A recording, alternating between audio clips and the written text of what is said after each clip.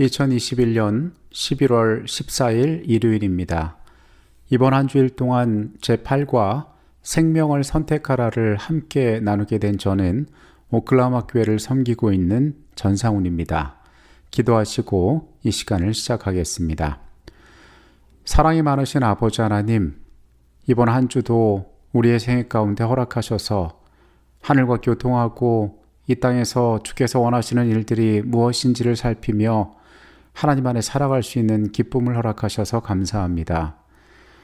주님 앞에서 우리의 모습이 어떠해야 할지를 말씀 가운데 찾아가기를 원합니다. 주님, 우리가 하늘을 향하는 이 마음들을 기억하여 주시고 합당한 은혜들을 매 순간마다 허락하셔서 하나님 안에서 값지고 귀한 진리들을 발견하고 삶의 그것들을 실천하도록 도와주시옵소서. 세상의 어두움 가운데 우리가 길을 잃기 쉽습니다.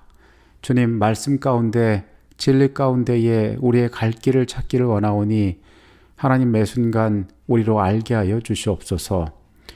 거룩한 도모로 함께할 때에 주께서 역사하여 주시옵소서.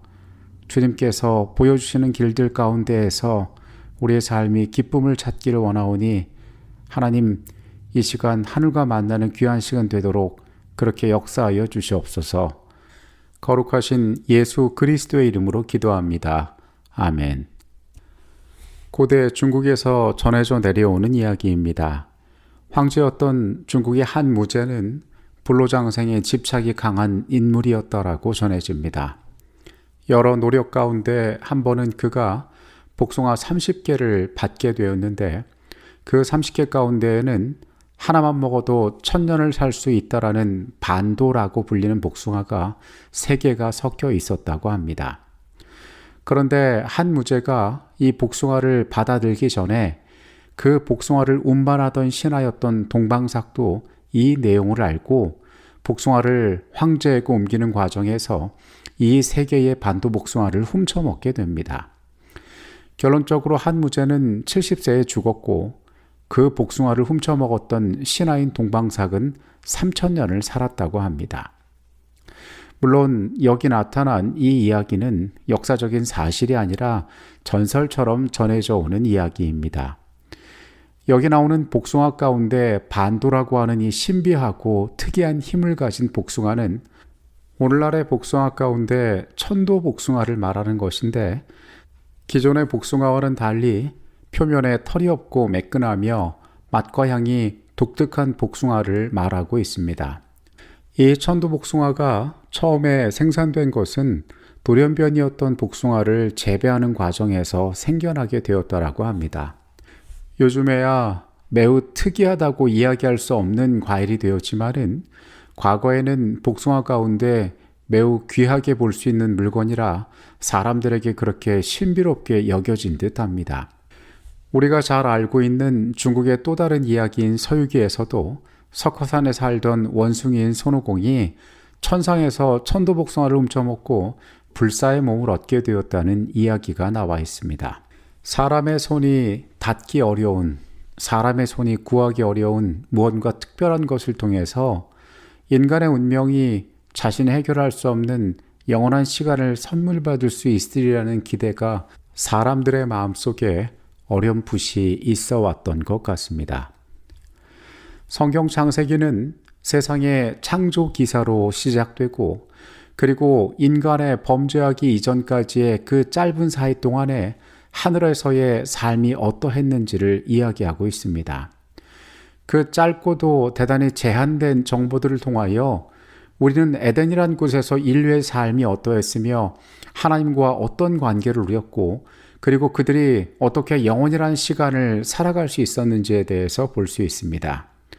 오늘 우리는 이러한 생명에 관한 이야기를 나누게 될 것입니다. 오늘의 주제는 생명나무입니다.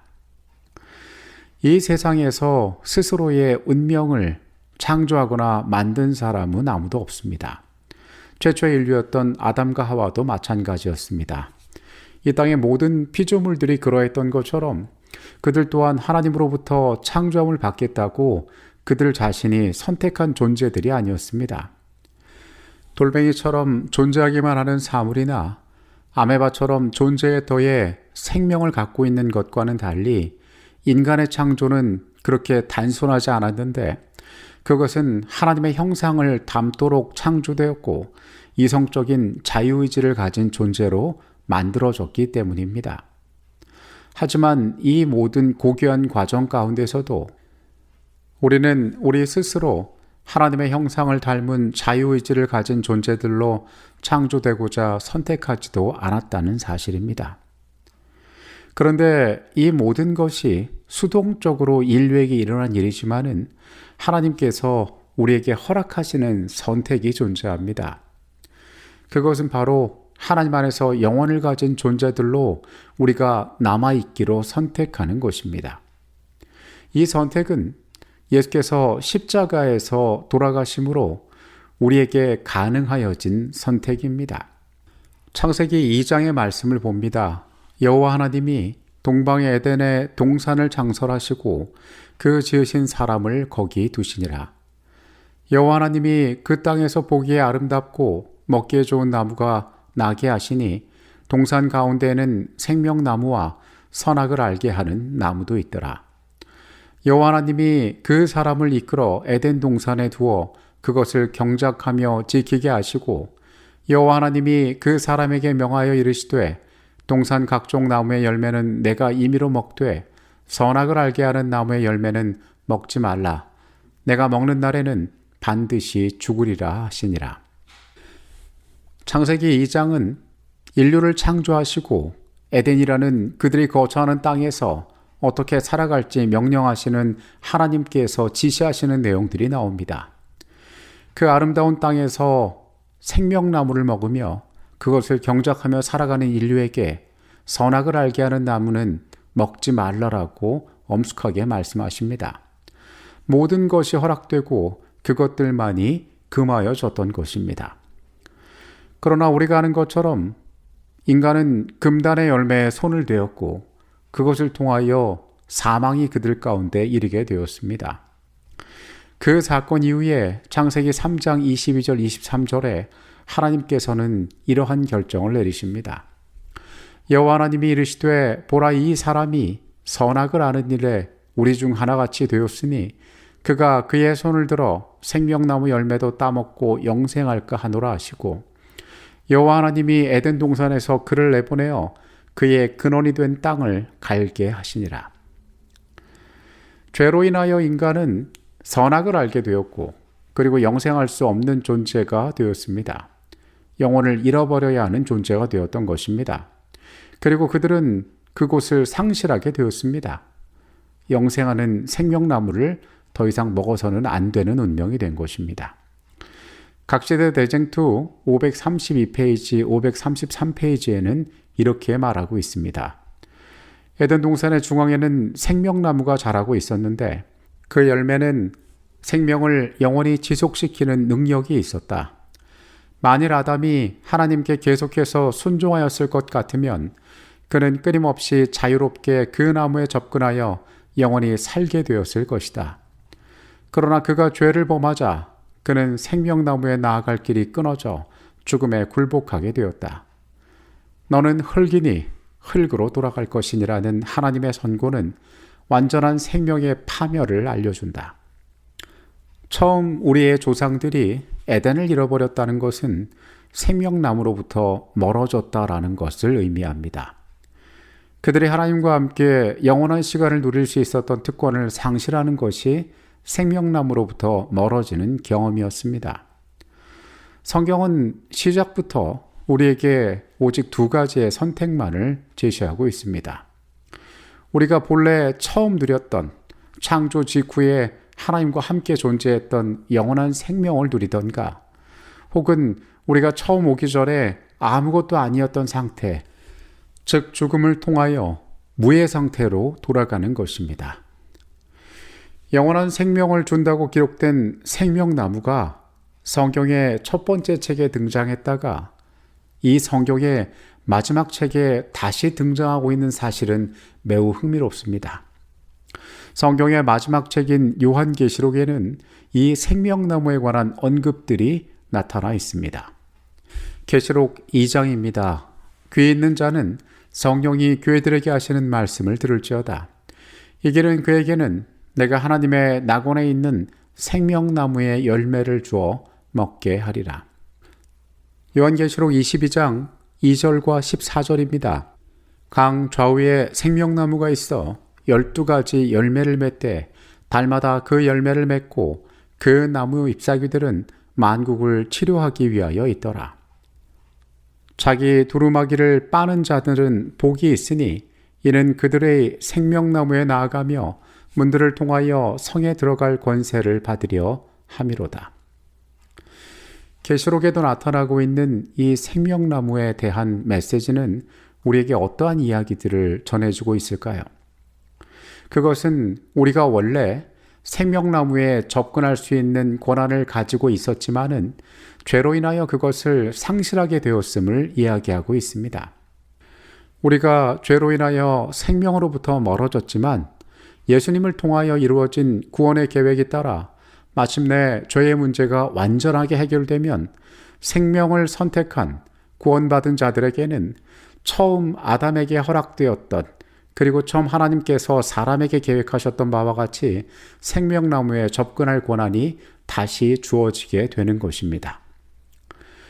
우리는 본래 우리의 삶을 영원하게 유지할 수 있었던, 그래서 하나님과 교통하며 공존할 수 있었던, 처음 하나님의 계획대로 돌아갈 수 있는 그 나무 곁으로 돌아갈 수 있게 되는 것입니다.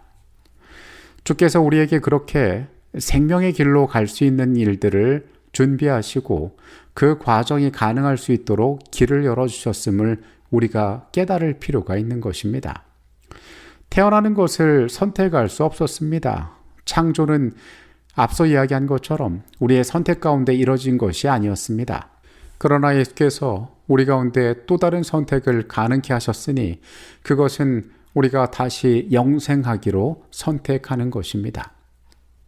초기문집 221페이지의 내용입니다.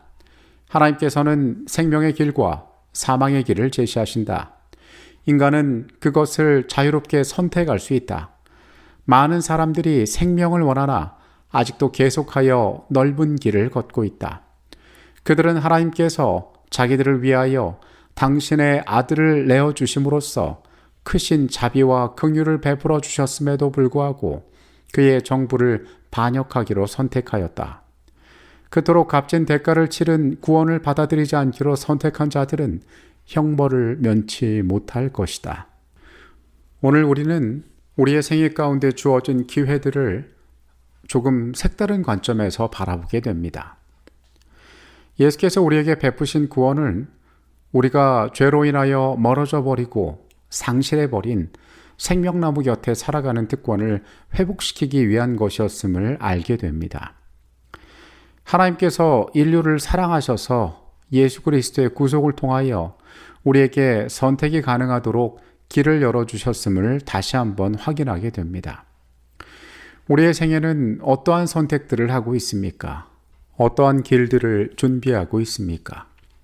고대 중국의 황제처럼 먹기만 하면 영원히 살 수 있는 인간적인 만족과 남들보다 탁월한 욕망을 위하여 우리의 것들을 꿈꾸는 것이 생명나무 곁으로 가는 것이 아닙니다. 생명나무 곁으로 간다는 것은 우리를 창조하시고 우리를 사랑하시는 그분과 함께 한다는 것을 의미합니다. 생명나무 곁으로 간다는 것은 그 하나님께서 우리에게 베풀어 두신 사랑으로 주신 그 길들을 우리가 선택하고 붙잡는 것을 의미합니다. 오늘 우리의 영적인 삶이 우리가 어떤 선택을 해야 할지에 대하여 온전히 발견하고 주신 빛에 순종하는 그러한 인생이 되기를 이 시간 간절히 바라겠습니다. 기도하시겠습니다. 하나님, 우리의 처음이 주님과 함께였음을 다시 한번 확인합니다. 그 생명나무 곁에서 주께서 주신 질서와 약속 가운데에 우리가 안전하고 영원한 시간을 누렸음을 우리가 보았습니다. 주님, 주께서 이 땅에 오셔서 가장 비천한 곳에서 죽으심으로 우리로 하여금 새로운 길을 열어주셨음 또한 다시 한번 확인합니다. 예수께서 내미신 그 손들 우리가 붙잡게 하여 주시옵소서.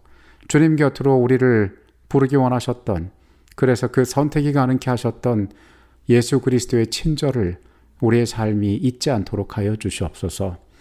주님 곁에서 영원한 시간을 누리기를 원합니다. 그렇게 우리의 삶이 올바른 선택 가운데 있도록 우리의 심령 가운데 매일 역사하여 주시옵소서. 예수 그리스도 이름으로 기도합니다. 아멘.